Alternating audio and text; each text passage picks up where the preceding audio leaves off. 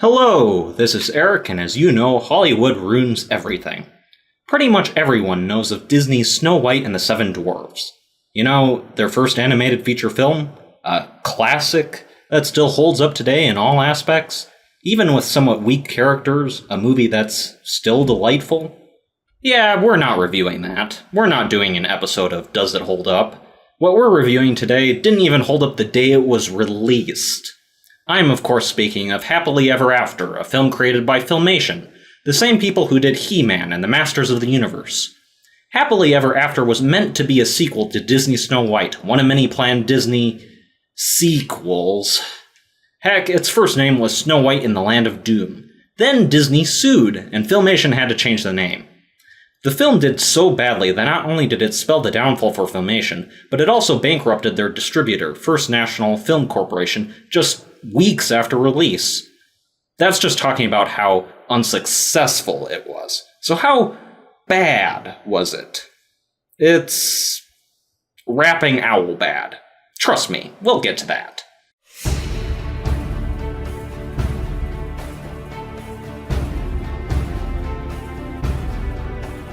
We start with a recap of the classic Snow White story done in rhyme. You know, Snow White runs away from her stepmom, the evil queen who wants to kill her. The dwarves try to hide her, but the queen tricks her with a poison apple. Then Prince, no other name given, kisses her and bam! Problems magically solved. All well and good. The rhyme's a little annoying, but it's a fairy tale. I'll give it a pass. Then we see a dragon flying to the evil queen's castle. Inside are the queen's minions. They're partying? That's what the owl says. They're celebrating the queen's demise. Oh, and the owl's name is Scowl. The bat is Batso. They're not important, but the movie treats them as if they are. Scowl is a bad guy, and Batso is a good guy. That's about the extent of their characters. Oh yeah, and Scowl smokes, too. In marches a dark lord by the name of Lord Maliss. This is spelled M-A-L-I-S-S. He's the evil queen's brother, and he apparently can't spell. That's all we really know about him. He goes to the magic mirror and asks what happened to his sister. Do your worst. As you can see, your magic casts no spell on me. I think I just lost 10 brain cells. Since Disney sued, I know they couldn't duplicate Disney's magic mirror. Famed is thy beauty, Majesty. But hold, a lovely maid I see. But this? Oh, that might be a different story. I'll show you all, but you'll be sorry. Sorry. Whatever. He tells Maliss the queen is dead and Snow White was involved. Maliss is upset and vows revenge on Snow White and her prince. He does some admittedly impressive magic, and then turns into a dragon and flies off. Then, the rapping owl. Listen, kid, I think you should know, bad like me is the way to go.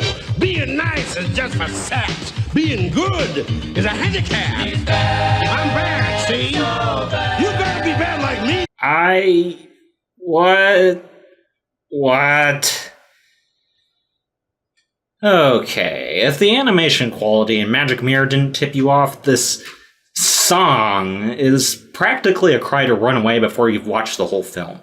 Unfortunately, like a car crash, you just can't look away. Scowl and Batso are off to help Maliss get Snow White. They're not important, but the movie treats them as if they are. Meanwhile, in another movie, Snow White and Prince are riding to the dwarves to invite them to their wedding! They stop for flowers and Maliss attacks. Maliss captures Snow White, and the prince chases afterwards. Scowl tries to stop the prince, and then the funniest scene in the movie happens.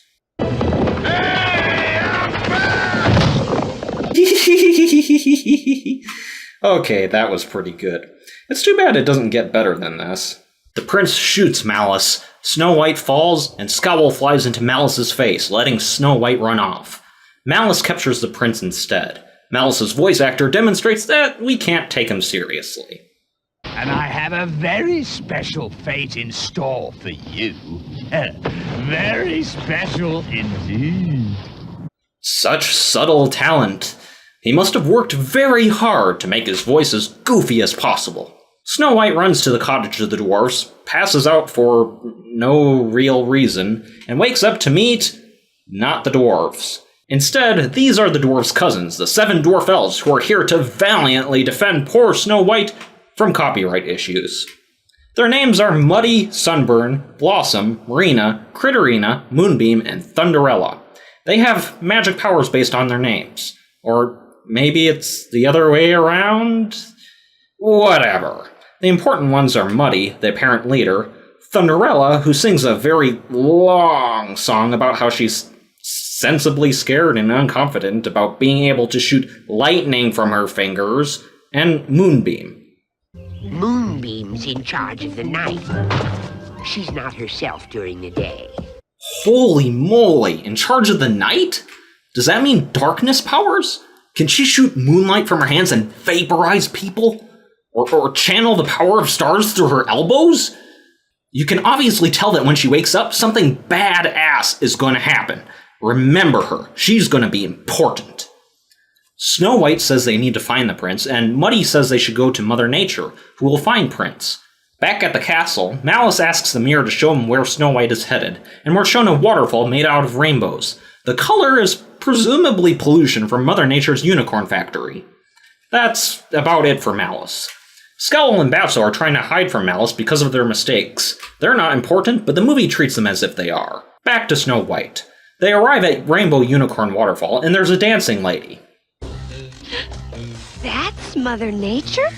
Shh! Oh my! Madam doesn't like to be disturbed when she's working. Look at that nose! Look at it! It's huge! And that silly accent! Clearly, Mother Nature is quite cruel.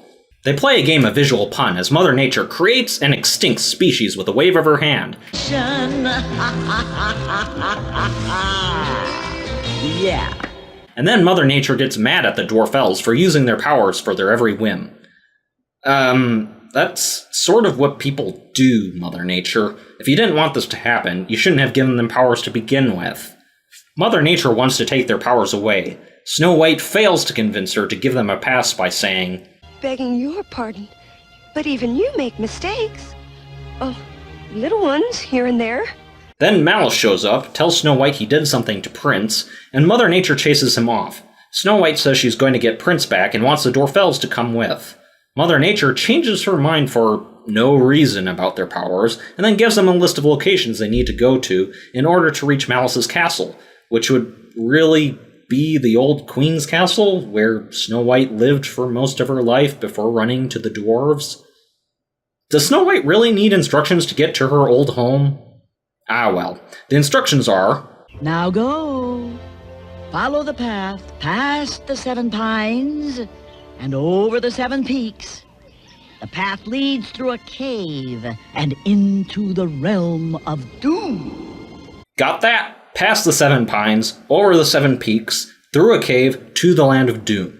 Clearly, these very specific directions are very important, and we're going to have several encounters at... Hey, why are we already at the cave? What happened to the 7 pines and peaks? Why even bother saying those on screen if they're not going to be important?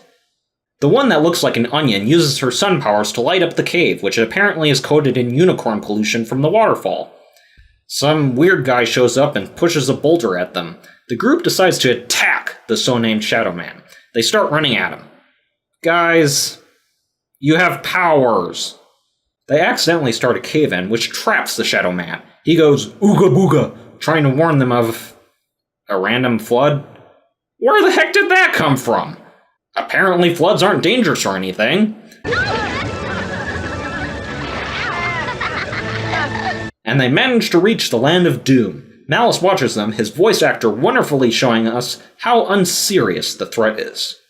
You are insolent! Scowl and Batso hide in the dungeons, where several hellhounds have them cornered. They're not important, but the movie treats them as if they are. Maliss comes down to send the hellhounds after Snow White, and Scowl falls down, getting Maliss's attention. Maliss decides that torturing and executing an owl sounds like a lot of fun. The hellhounds find and corner Snow White and crew, advance slowly, and... Wait, what's this? Moonbeam, the one with night powers. She's waking up? Yes! Moonbeam! Use your mighty powers to destroy those hellhounds! Beam! Morning, Critterina.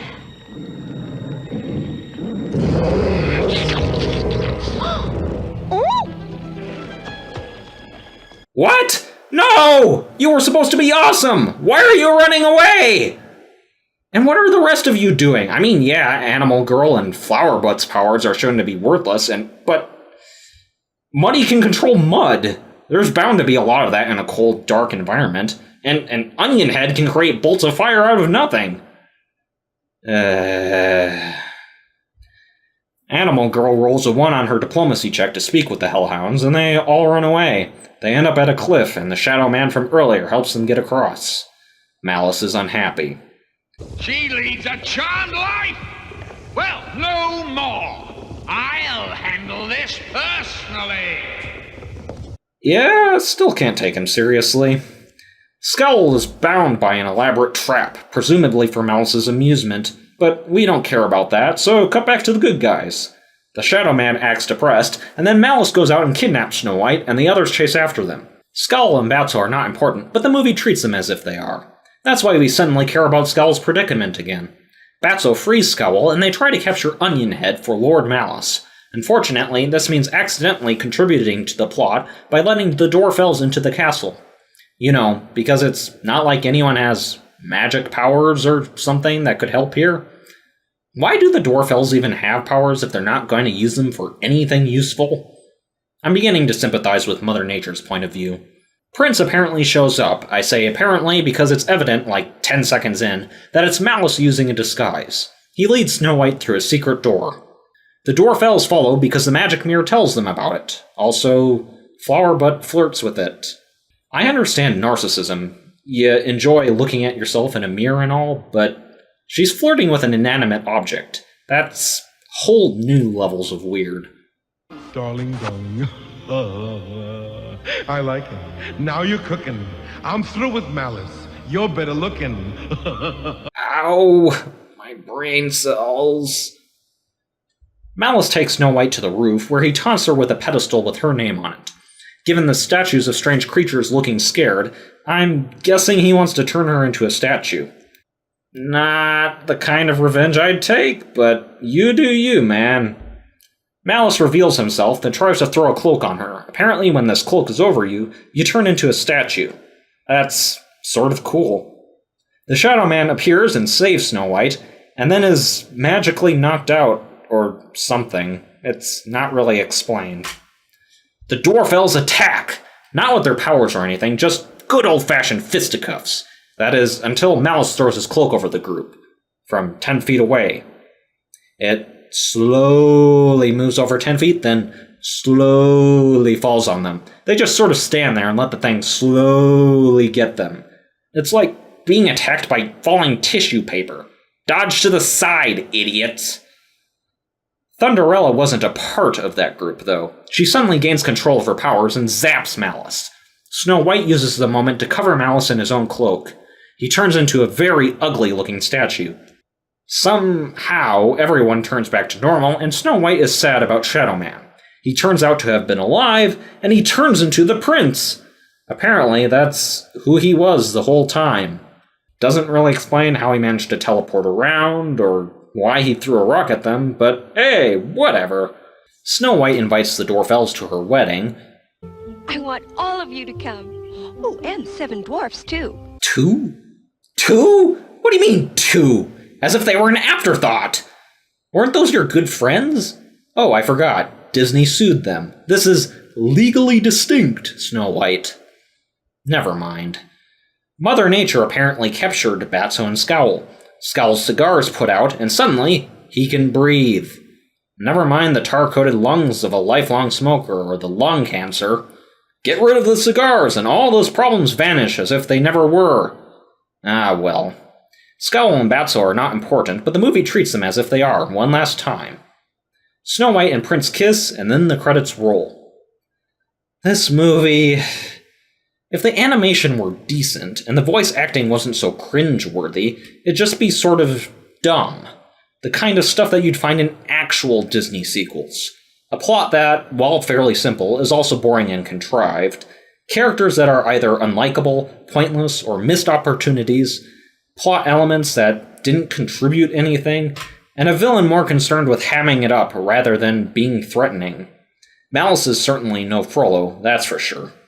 Heck, he's not even at the level of his supposed sister. But there's more wrong with the movie than just those. It seems like every aspect of the film is actively trying to hurt your brain.